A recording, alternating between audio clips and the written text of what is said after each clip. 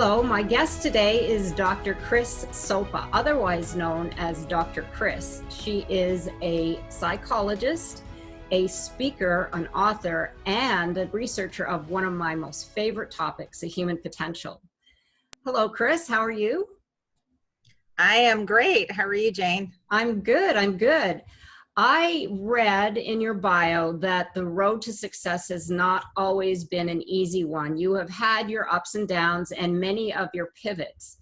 But with your experience and knowledge, what you have done is taken your life experiences and transformed them into life lessons in order to basically change our inner blueprint so that we can step into our greatness. And I am so excited to unpack this topic for our entrepreneurs out there and for all of those women who might be looking to pivot in their lives.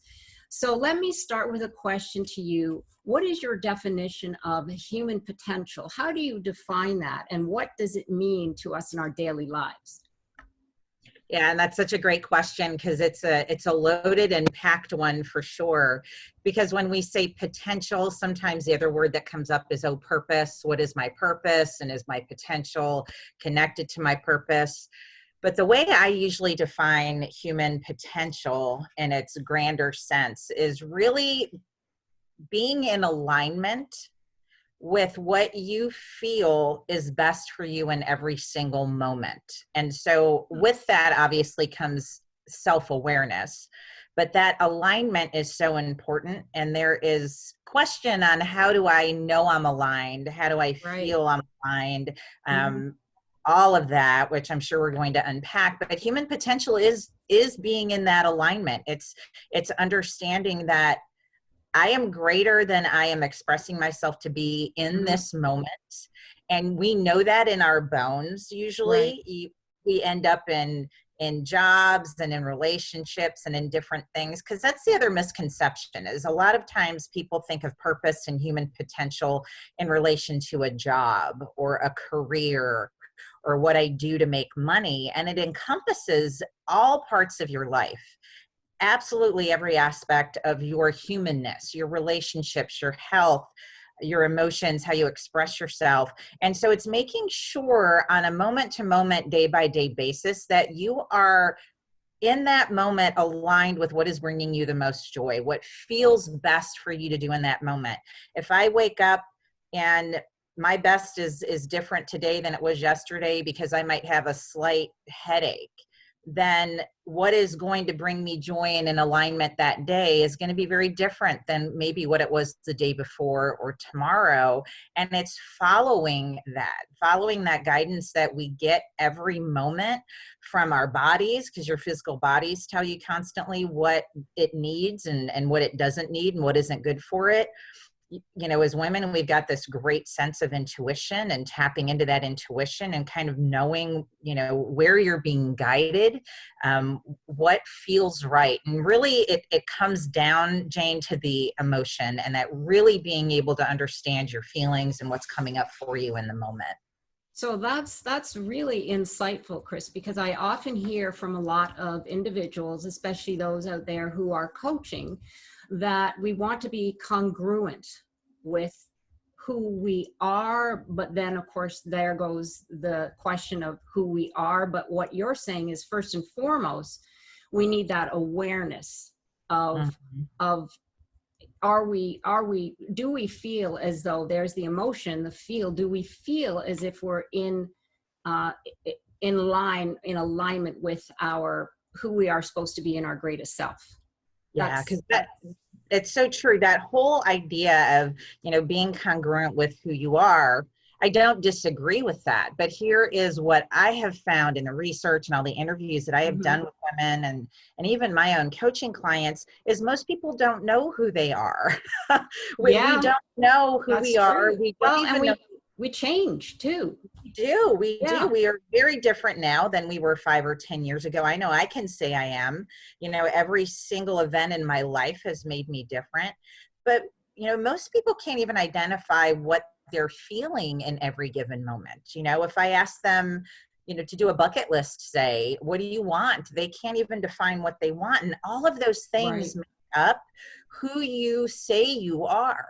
Because who you think I am, Jane, may be different than who I think I am. Right. And so the whole definition of being who you are and congruent with who you are is very organic and fluid. And it changes almost sometimes moment to moment, because every moment, you and I will be different after this interview. Right. We will be different people, because you'll have learned something from me. I'll have learned something from you. And just the experience, we will come out of this different. And so it's this constant question I think we need to ask ourselves of who am I in this moment? Who do I want to be in this moment? Because it's also a creation process. It's not like who you are is this concrete thing. And there's this, Chris and Jane out here in the future that we're aspiring to be, but this is a creation process. We can create whatever type of being and life we want in this moment. And that's the beauty of being human. That's that human part of the human potential. Right. Well, I love that. That's so fascinating. And so the definition of human potential is the capacity for humans to improve themselves through studying, training, and practice to reach the limit of their ability to develop aptitude and skills. Now, knowing that, what are some of the key indicators that would let us know that we are embracing our potential? What would we be doing to know how we are feeling as a result of being aligned with our potential and actually taking action to live or realize our potential? Boy, that's really getting down to the nitty-gritty, because that actually, that would be my question to you, is how do we realize that we're living in our potential? Yeah. So like at this moment, are you and I living up to our potential? Let's just use this moment in time. Okay. So for me, and I want you to do the same thing, the first thing I ask myself is, how am I feeling in this moment? And so feeling really is key. Our emotions are the language of the universe. They really are. They are the vehicle through which kind of pushes our intentions out there, because that's what holds the vibration. And so when we ask ourselves, how am I feeling in this moment while I'm being interviewed for this great summit by Jane? Thank you. I feel great. I feel alive, my physical body, and so here's the awareness part.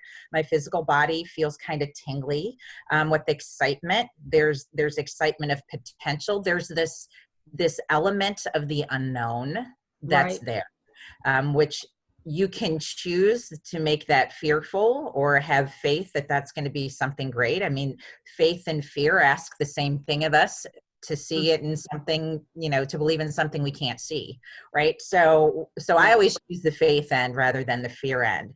And at the same time, there is a little bit of fear there, but if there wasn't a little bit of fear, and all of those little things that go through your mind, then I think it would be too easy. That fear isn't necessarily always a bad thing. And so when you're living your potential, there's that element and that little bit in there of, oh boy. Right. Being on the edge. Yeah, like living on the edge. And that to me always tells me, and I tell both of my daughters this, if you're scared to do it, then that's probably the right thing to do, because that fear tells you that, hey, you know what, this is it. If it's easy and I don't have that, because there's a lot of things, you and I have been doing what we've been doing for a long time, and there's a lot of things I could do with my eyes closed and I could do rotely. And I've had jobs like that in the past as well that don't challenge me, and there isn't that fear element. That's a huge part of knowing that you're on that path of human potential and moving up, is having that little tiny bit of fear, because it's that seed. Yeah, that's fascinating, because to me, that speaks loudly to all women who are looking, especially in these unprecedented times, wondering, where am I going right now? Am I going to go back to that job?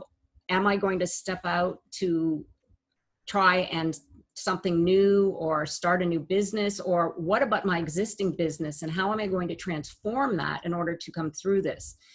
And in that is what I hear is moving out of your comfort zone. And we often hear that, because when we're in our comfort zone, it's very interesting, because we're comfy. We feel like, we're relaxed, and we don't have that little edge to us. And And Mhm. I have to admit personally, I mean, I don't like the edge feeling, but you're right, because if you stay in that comfort zone, it's like being on your couch, the couch potato. You know, it's like, this Right. is great. I love it. I don't have any stress. I don't have to think about tomorrow. I don't have to plan anything.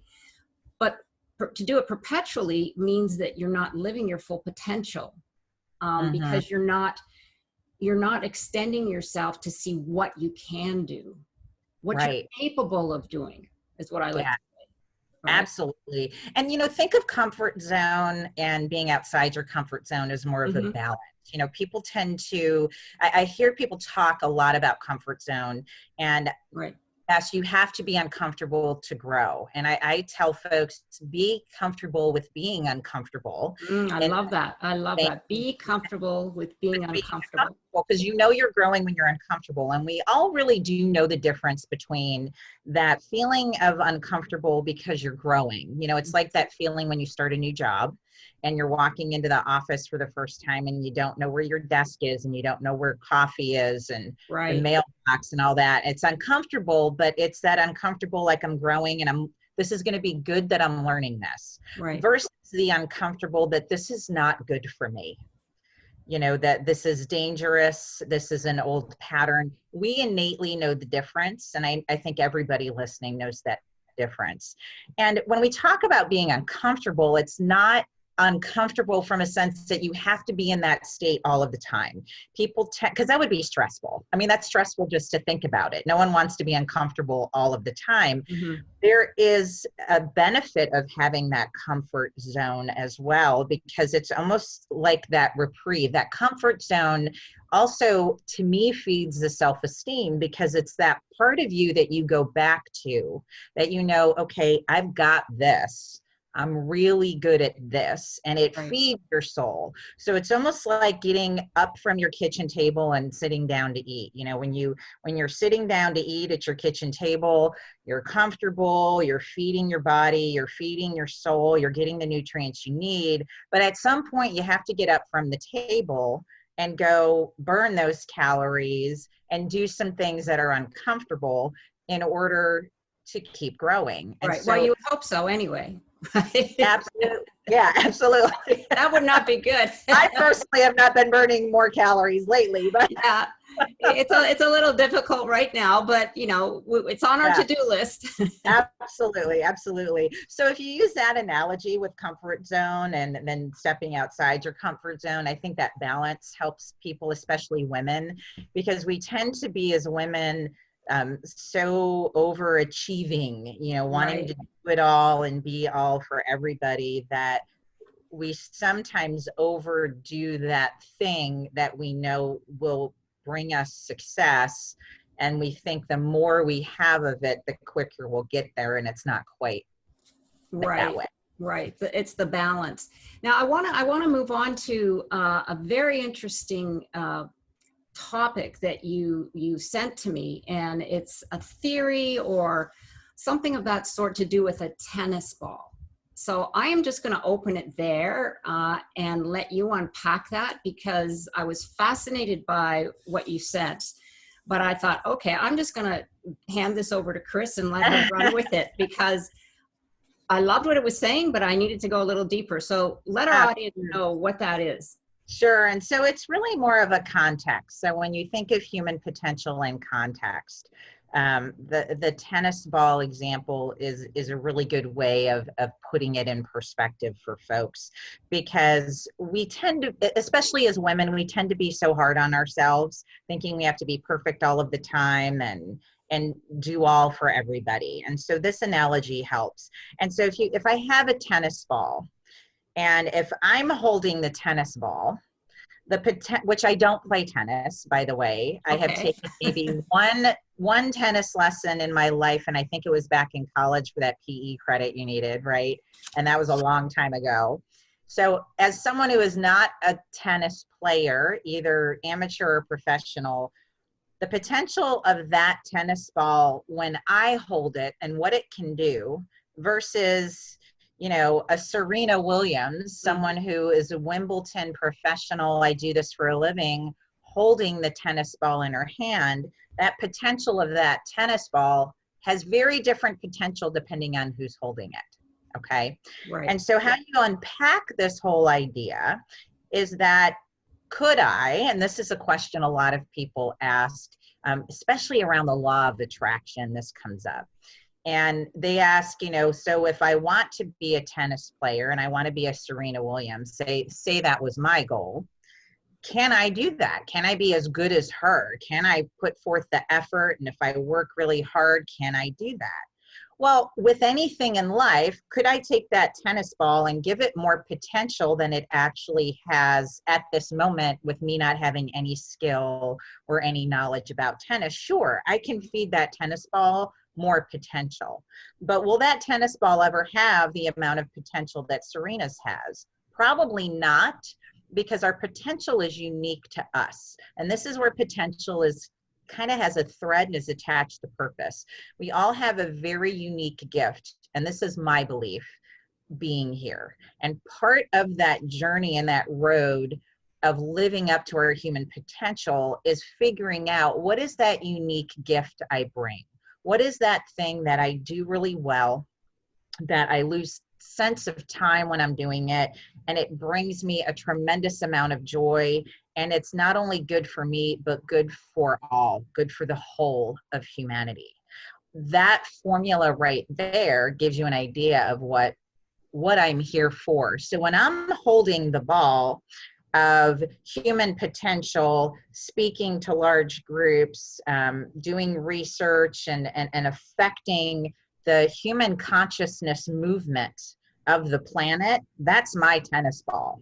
That's got some juice now, because part of what's in that tennis ball and part of what that tennis ball can do, I can make it do some things that Serena Williams then can't do as much maybe with that. Is she inspiring? Is she helping raise the human consciousness by being, a way shower, so to speak, of hey, I'm a strong woman, I'm doing what I love, I'm speaking up for things I believe in? Absolutely. She's doing that though through tennis and through her name in tennis, where I'm doing it from a different aspect. And so we all hold a different tennis ball, and we can't take someone else's. I can't go to Oprah and go, can I have your ball? And then I'm going to have everything you have. No, because the potential is she holds that ball. What she is bringing to it and meeting kind of in the middle for that potential. Here's the ball. Here's what Oprah brings. That's what brings it life. And so that's the whole idea of the tennis ball context and analogy. Well, that's fascinating. I love the metaphor, because as I understand it from what you just said, the tennis ball is your potential, or you feed it your potential to make it your own, because everyone is different. So the like you said, in someone else's hands, it becomes something else. So that I really enjoyed that. Thank you. So how do we stop the mind chatter? Here's a really interesting topic. There's been a lot of this topic in reference to, it's maybe the ego, or it's the negative self.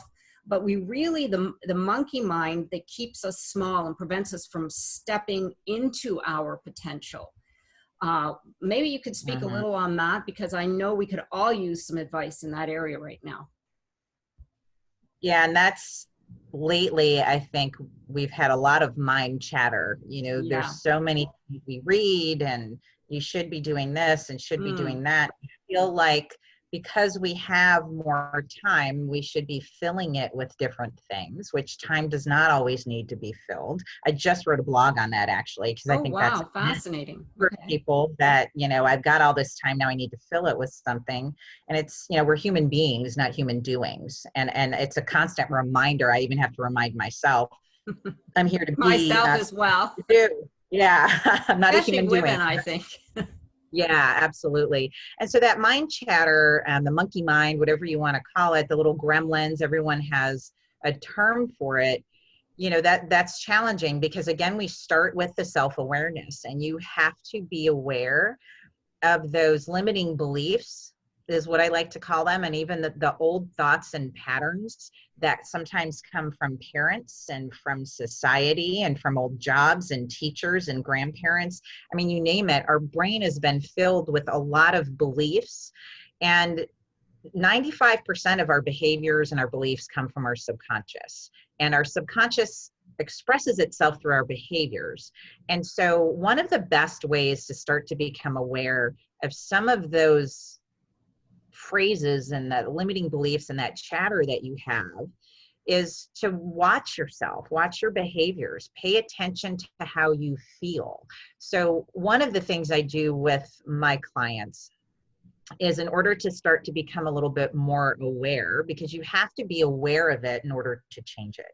You know, we have so many things that run through our mind, especially as women, that we're not even aware of, that we think over and over, that affect our feelings, that affect our behaviors. And so if we monitored our thoughts all of the time, that would be near impossible, because we have thousands of them a day. Oh, and we would go and it's crazy.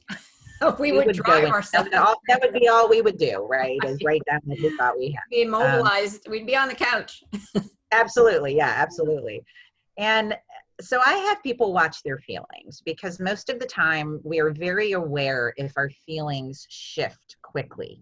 You know, we've had that experience where, I know I have, where you're going about your day and everything is fine, and then all of a sudden you feel annoyed or frustrated for some reason. And we've all had that experience. We're like, what just happened? Right. And those are the moments to stop, because something triggered that in your environment. And it's a moment to stop. And the first thing you do is you identify what you're feeling, which sounds so much easier than it actually is. You know, we're all very familiar with, oh, I know how it feels to be happy and how it feels to be angry, you know, some of the basic ones. But when you really get down to it, it's hard. So I use, if you're familiar with the work of Esther Hicks and the teachings of Abraham, she has something she uses called an emotional guidance system. And she talks about emotions being a vibration, which they are. Every emotion has I say they're energy in motion. Absolutely. You know, you can tell with your significant other, you know, when they walk into the room, how they feel without even really looking at them. You just feel it. Right. And so I have them use this emotional guidance system, where if you put it in Google, it probably would pop up for you. And it's the emotions, the main emotions, I want to say there's about 21 of them or so, listed in vibrational order. And so I would have people use that as a template initially to say, okay, how am I feeling? Okay, I'm feeling worried right now. And you find where worried is. So you've identified it, right? Then you can back it up and go, okay, what happened before? What was I thinking, or what was I doing? And it could be as simple as, you know, you were at the grocery store and somebody walked by you that looked like someone who caused you pain in the past. It could have been that simple. It could be that something triggered a thought pattern and you started thinking about, I don't know, paying your mortgage or whatever it was. And so then identifying, if you can, you know, what just happened, what was I thinking? And then taking a moment, and I tell people at that point, you take a breath and you ask yourself these three questions. What would I rather think? What would I rather feel? And what would I rather do? And in psychology, we call this reframing. Oh, reframing. Can you just say that again? I think that's really important. Let's just repeat. Yeah. Yep. So it's reframing, and it's asking yourself and identifying, what would I rather feel? What would I rather think? And what would I rather do? So sometimes I use this analogy, and women can relate to this and they'll always remember it. I use the analogy FAT, F-A-T. And it's, what would I rather feel? How would I rather act? And what would I rather think? Right. So it's in a different order, but it's a good acronym to remember those questions. And then when you do that, you start to reframe. You say, you know what, I was worried and I would rather feel content. Say I just pick contentment, because say that's a couple up on that list. In order to feel content, what do I need to think? That, you know, and maybe I need to be present moment. In this present moment, everything is good. I have plenty of money, all is well. And then what does that lead me to do? And so maybe that next action is, I'm going to send a few emails to some potential clients. Maybe I'm just going to go talk to a friend. Maybe I feel like I need to be in nature, and what's going to really help ground me in contentment is taking a walk, whatever that might be, and you know yourself best for that. Right. And so then every time that chatter comes up, every time you notice a drop in feelings, and it's work, self-development is work. The more that you do that reframing, the more different neurons will fire, and the neurons that fire together wire together. So in essence, what you're doing is you're taking all this bundle of neurons that has this old pattern of thought, and every single time you become aware that that's not working, it's like it short circuits a little bit, and then the more you reframe, that bundle starts to disassociate from each other, and then new bundles form. And so it becomes now a habit for you to think in the new way rather than the old way. But first and foremost, you have to be aware. I mean, self-awareness is truly the basis of everything. Right. Self-awareness and emotions are really the two concrete blocks that are at the bottom of all of this. And so that helps with the chatter. Sometimes writing them down too, getting them out of your head onto a piece of paper, and you could do little rituals. You could burn it, you could freeze it, you could flush them down the toilet, whatever you want to do. Right. But anything that you can do to become aware of them and then reframe it is really the key. Right. Because if you're not aware, then you just become kind of robotic in your reactions, and unfortunately it becomes the habit that you live with, and it becomes your behavior and your character. And you're right, self-awareness is very critical, especially when those of us who are trying to, or are working at pivoting, starting a new business, we have a lot of that inner critic.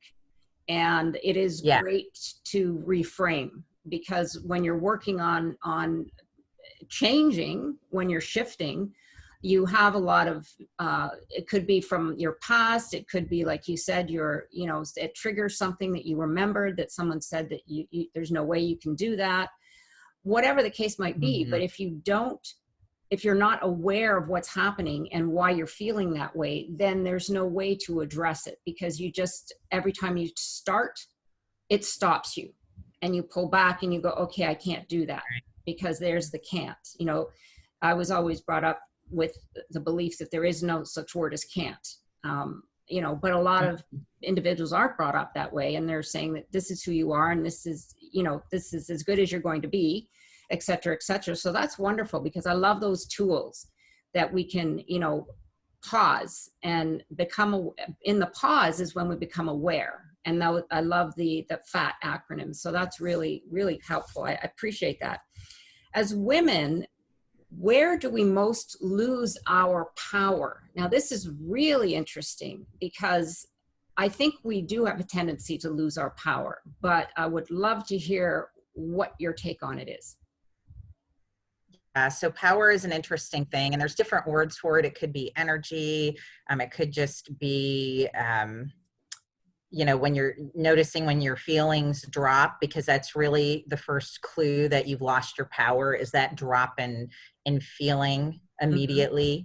And so from what I know, me personally, as well as the hundreds, if not thousands of women that I have talked to, there's a few areas, I think, as females where we lose power often. And one of them is seeking approval. We lose our power to others because we want their approval, whether that be parents, whether that be significant others, sometimes it's our children. Right. Sometimes it is, other women at work or a boss. We lose power quite a bit there. We also lose power in love. A lot of women, that romantic feeling, we give a lot of our power away there. And, I want to back up and really kind of define power, because sometimes that word is loaded. People think it's the power that means that you're controlling others and that you have something over somebody else. And that's really not what we're talking about. When we're talking about power in this sense and losing your power, we're talking about that innate sense of courage and who you are. When we talked earlier about being in alignment, it's like you willingly let go of that alignment and having that alignment for the purpose of something else that maybe is not as good for you. That's what we're talking about when we're talking about losing our power. Right. You know, in women, we lose power to each other quite often. And, you know, this goes into the whole conversation too around us supporting each other.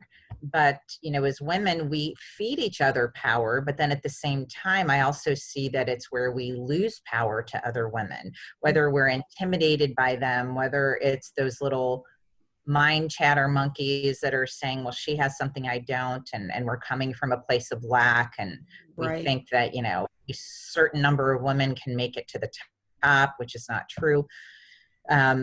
But, you know, those areas too, we lose our power too as women to our thoughts, you know, that mind chatter, every single time you give into that, you're losing your power to thoughts. I mean, we lose our power to thoughts, to people, to places, to things. And thoughts is a big one, you know, losing power really in essence to yourself, Right. and the lies that you're telling yourself. Right. And believing those lies, and you've lost power. And again, the way you know you've lost power is your feelings drop. You all of a sudden just, you know, you're feeling bad about yourself. Like, you know, a few moments before, the day before, you were feeling really good and confident. And all of a sudden now, like today, I'm feeling scared. I'm feeling worried. Mm-hmm. I feel insecure. Okay, what then has happened? You have to be almost a little sleuth in your own life of kind of Right. I figuring would say out you where have to be a big sleuth in your yeah. life. I mean, Yeah, it's like where do these dots connect, and right. you know, what were the triggers, and what are my patterns, and knowing where your buttons are with other people, because you know that's how we lose power to others, is they press a button. Right. My kids do this a lot. As much as I love my daughters, you know, those closest to us know our buttons, and I they know. press a button. Yeah. So it's my choice whether or not I choose to lose power when they press a button. I could choose to lose power and lose it on them, or I can go, yeah, you know what? That button's broke. Not going to happen today. Yeah. It's not Right. working today. Well, Yeah. it's a good lesson to know. I mean, all of this boils down to, you know, being aware, because if you know that that's what they're doing, you know, even when we're attempting to build a business as well, you know, all of those things, we just want to be on. It's like you said, you are a sleuth in your own life, and probably a really big one, because those are the things that are going to help us change and Right. shift. You know, all of these reframing and these awareness and being just knowledge, the knowledge that, you know, we do have the power within us to do those changes. It's just, for first and foremost, being aware. And then, like you said, you've given us some great tools to do that. Is it possible to make a statement or two to connect the reasons why women become entrepreneurs and what that reveals about their perspective and their potential? I'm fascinated by this question. Great question. So, you know, I think women, I'm an entrepreneur, you're an entrepreneur. My dissertation for my PhD was actually around women entrepreneurs. So I had the privilege and blessing of interviewing some amazing women for that project. And all of them were entrepreneurs. And what I was studying at the time was more, hey, I want to hear about your experiences as a women entrepreneur and your perceptions.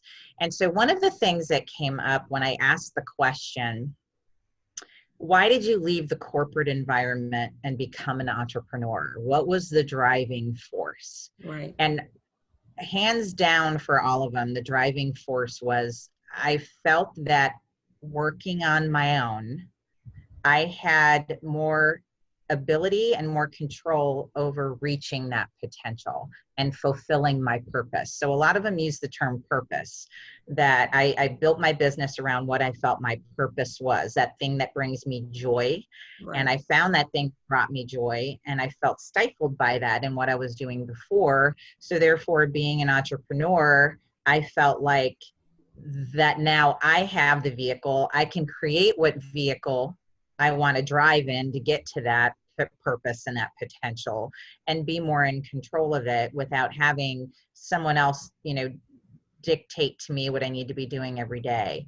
They also felt that they had more of that freedom. When you step into entrepreneurship, especially as a woman, because we're a minority in that space, And hopefully that won't be for much longer. And that is Right. definitely growing. Mm-hmm. But when we step into that space, it takes courage. It takes that risk. It takes what we talked about before, stepping into that, oh, I have that fear and this is uncomfortable.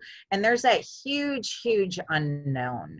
And Mm-hmm. what happens when you start to step into those things that will get you closer to that potential, such as being an entrepreneur and stepping into that? Because I do believe that when you do that, you literally are stepping on the road to, okay, I've got this. You know, it's a testament for you of saying, I have faith in myself, I trust myself that I can do this. And what Right. happens is doors start to open. You know, you know you're on that right path of going towards that human potential and that purpose. And entrepreneurs are set up perfectly to do this because synchronicities line up. You know you're in alignment because things just start to appear. You feel like you think it, and then all of a sudden it manifests. It's that quick. Right. You meet people that you never would have met before that happen to have the skill that you're looking for, that you need in order to help you reach that potential. You notice relationships change, Mm-hmm. and that is on both sides. Relationships that maybe you've had for a while fall away, and then new relationships enter. And so that whole space starts to shift. And in essence, what you're doing is you're attracting people to you that are in more alignment Mm-hmm. with what you're vibrating and where you want to go. And as an entrepreneur, it is a lot easier to do that. We get so caught up when we are not an entrepreneur. And this is not bashing corporate whatsoever, because there are some great employers out there that allow folks to feel like an entrepreneur in their job. And there's Right. hopefully people listening that have that. And the key to that, and you don't need to be an entrepreneur to be able to find your potential, but the key is to be doing something in a way where you feel that you have that alignment and you have that ability to sway and shift when you need to, when Right. something doesn't feel right. And so as entrepreneurs, we obviously have a little bit more of that freedom, but again, it doesn't mean it can't happen, in other forms of employment as well. Right. Right. I find that it's in a lot of cases, you can be more authentic when you're an entrepreneur, and Mm-hmm. not, maybe just depending on the corporation, certain things don't come together. So yeah, I really think that that's really fascinating. Those who feel as if they want to explore more of who they really have the potential to be will step out of their comfort zone and try the entrepreneurial Yeah. road. So I find that Yeah. that's really interesting. As women supporting other women, what do we have to let go of, and what do we have to accept or allow in our belief system and our thoughts and our feelings in order to support other women living fully in their potential? I think you may have touched a little bit on Yeah. this, but that's a really good question. Yeah, and I even took some notes on this before this, because it was one of those things I started to think of, because there's always things when you step into a new space that you have to let go of and that you have to allow in. And that's that whole giving and receiving. And so as women, we are very good at giving. Mm-hmm. And the receiving part is the part where we tend to need some work. And it's not all of us, but that's a common theme I found with women. We tend to be our own worst enemy when it comes to this. So, first thing, we'll focus on the letting go first. The biggest thing is letting go of those limiting beliefs, Right. and really taking charge of that mind chatter we talked about, and identifying what are those thoughts that are running my behaviors, that are holding me back, that have not worked up to this point, and that I continue to hold on to just because they're comfortable. Mm. And we tend to do that. We tend to hold on to those things that we know aren't good for us just because we know how to handle it. So, I use the example sometimes. I have a family member who only can function in chaos. Wow. And they grew up in chaos. Mm-hmm. it was just the type of family environment that they had and the times that they grew up in. And so there was just constant chaos, and you become comfortable, and that becomes your norm, and you know how to deal with that. And so what happens is, if we don't evolve past some of that, and we don't let go of that belief, Mhm. is that, you know, this person creates chaos when there is not chaos, because she needs that environment in order to know how to function. It's comfortable for her. Mm. And even though it's like, yeah, I know this is not good for me, it's high blood pressure, stress, all of this, Right. the unknown is sometimes more fearful. Even There if you you know the unknown go. is Mm. better, it's sometimes more fearful. So we stay in those stuck patterns. So Right. It's the identifying, drama. I call it the it drama is, world, you it know? is, it is that drama world. To Yeah. me, it's draining, but I do know an individual like you who lives in that realm, and Yeah. it I'm just like, why are you creating the drama? It's not even there. Just let it go. Well, what do you mean? I'm not creating drama. I'm like, yeah, you are. Yeah. Yeah. Again, it's that awareness, right? Yeah, Because you can't change exactly. something you're not But they aware don't, of. it's hard because some people, just like you said, they're not aware, but they're not aware at all. Like they don't even understand. And I guess Yeah. they need a lot of help, but whatever. Yeah.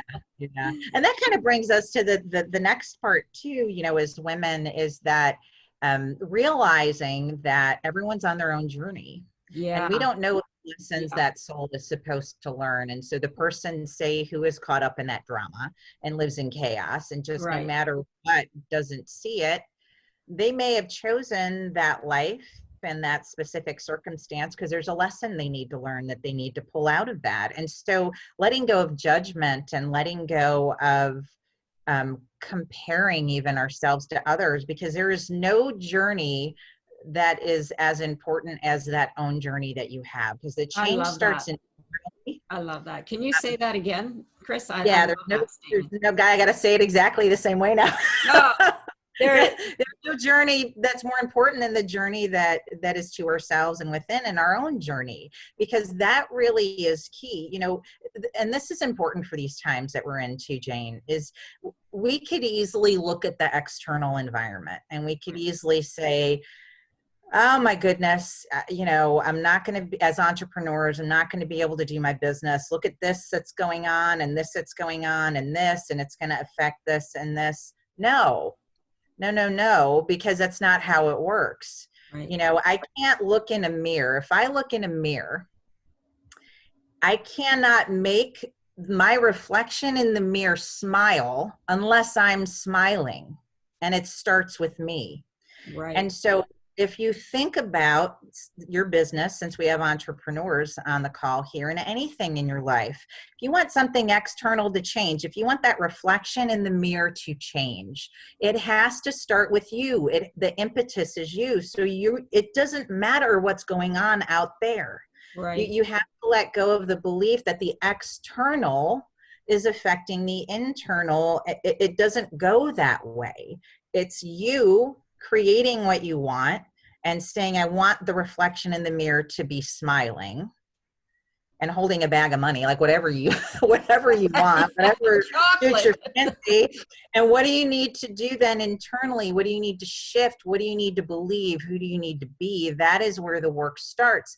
And it's allowing in those beliefs. So that's one of the allowing, and but letting go of the limiting beliefs and what we've been taught, because we've been taught a lie. It Right. is not the external that affects the internal. We're the ones, it's that cause and effect. You know, you want to affect the cause is how you want it to go. You don't want something to happen and a cause have an effect. You want it to be the other way around. So Right. And therein lies the action. But I love that analogy about looking in the mirror. And if you want to be smiling, you have to do the smiling. It's not just going to appear. mhm, That's so, right. I love that picture that you painted. Really, really great. So, Chris, you have a wonderful saying on your site, and I just wanted to read it to our audience, and maybe you can address that as we wrap things up here. But I love this, what you put. You put, change your role, your situation, the people that surround you, but never change who you are. It kind of speaks for itself, but what what was inside you when you wrote that? So a lot of that came from discussions I have with people after we do an assessment. And so, as an organizational psychologist, I love assessments to the point where I'm probably a geek with them. But a lot of folks will take those assessments and then they walk away with, I'm not good in this, but I'm good in this. So here's my strengths, here's my challenges. And they immediately, and this is where human nature immediately goes to, I've got to fix the challenges. I've got to make these better. And I started to kind of notice a pattern with people when they did that, and would start the conversations with them kind of in line with what we've been talking about around, when you're in alignment. You're in best alignment when you're working with those strengths. And when you're working with those things you love to do and those things that bring you joy. None of us were made and brought here to be good at everything. That goes back to that tennis ball and that unique potential that you bring. That tennis ball being the vehicle, and how can I feed it, to push this potential out there. And when I say, never change yourself, change the role, the situation, the people around you, is that it comes back to knowing who you are and standing strong in that, and being able to say, I'm really great with this, but I'm not so great with this. And so, for example, in my business, I know the things I'm good at, and those are the things I want to spend time on: the speaking, the research, the writing. I love all of that stuff. It comes very natural. The things that don't, I hate the financial aspect. I'll make the money, but can someone else do something else with it for me? Doing all the accounting.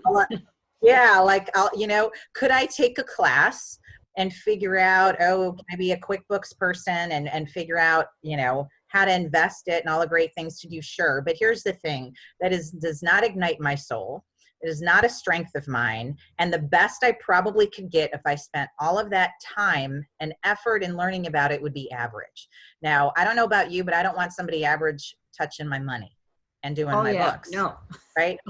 And so knowing that, I want to stay true to who I am over here. And then when I say change the people, the situation, the role, I'm going to hire some people that are really good at that. I've got some really good people who take care of that for me, who love it. It's their strength. They get jazzed by it. They're in alignment with it. I want those people doing it because they're going to do it great, where I'm going to just do it average. We sometimes find ourselves, and a lot, this goes back to the question of the women who have become entrepreneurs and have left corporate.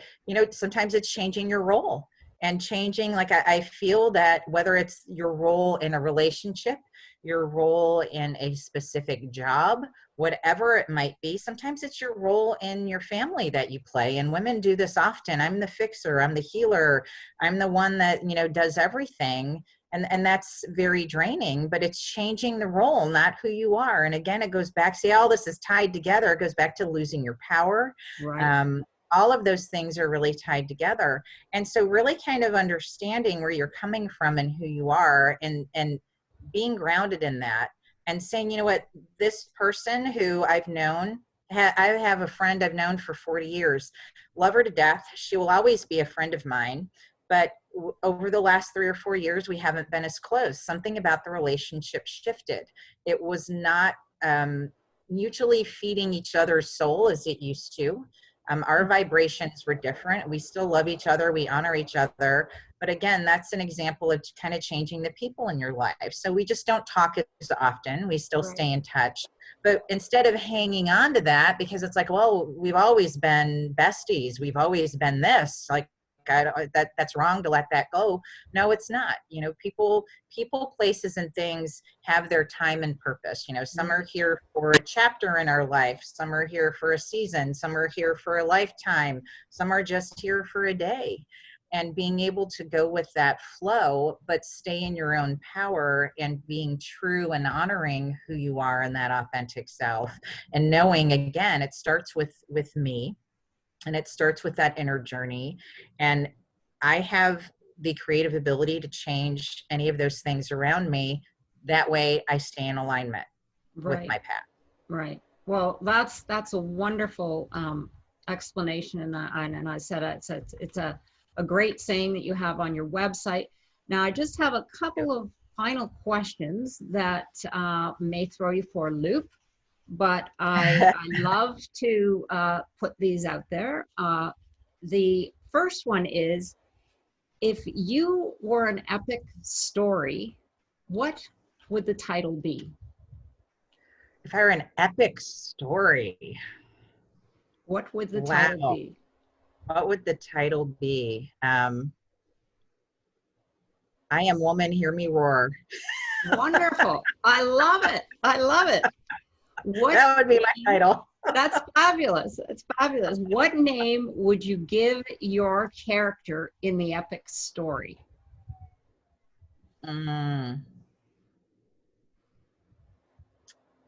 You know, I would just be who I am. She would be Christine, is who she would be. You know, because that is who I am. That's who I relate to, and who better to be in the story about me and my epic journey. That's perfect. And how would you characterize your epic life? How would I characterize my epic life? In your epic story. How would I characterize it? I would characterize it as the story of a woman who was walking her path authentically and with power. That's beautiful. That's beautiful. One more, and if you had one epic superpower, what would it be and why? An epic superpower. If I could wave a magic wand and have the power to have everybody realize and see the divineness within them and the potential they really had, I would do that in an instant, because then with that self-awareness and realization, we would all realize our true potential, and the path to getting to that ultimate potential would be so much easier for everyone. That's beautiful. I love it. That is so giving. That really is. That's beautiful. Well, those were my questions. And where can everybody find you, Chris, and your book? And if there is anything particular that you would like to speak on, please, let's uncover it right now. Oh, sure. Well, super simple. My website is just chrissopa.com. Anywhere on the website, you can find an area to sign up to be on my mailing list. So you'll get my blogs and my articles and newsletters and any events that I might be speaking at as well. From signing up for that, you get a free ebook that I've written on changing your behaviors. And a lot of the things we've talked about today are in that ebook. So you'll get that when you sign up as well. Yeah, and then just, you know, connect with me on LinkedIn and Facebook. I'm always putting some really great nuggets out there, and connections, and some of the things some of my great colleagues and friends share as well. Yes, and she does put out great information, everyone. I have to tell you, I've been reading her blogs and looking at it, and just, you've got to check it out. It's great. Yeah. Yeah, and we will have all of the links on Chris's bio in the speaker pages. So if you didn't catch everything, you're welcome to go there and check it out.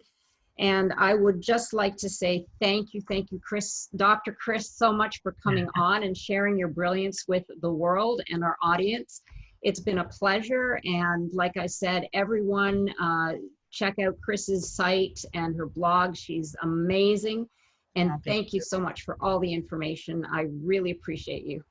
Oh my gosh, my pleasure. It was my honor. And thank you so much for thinking of me. I love doing interviews like this because it helps move us all forward. So thank you, Jane, for what you do and offering this to everybody.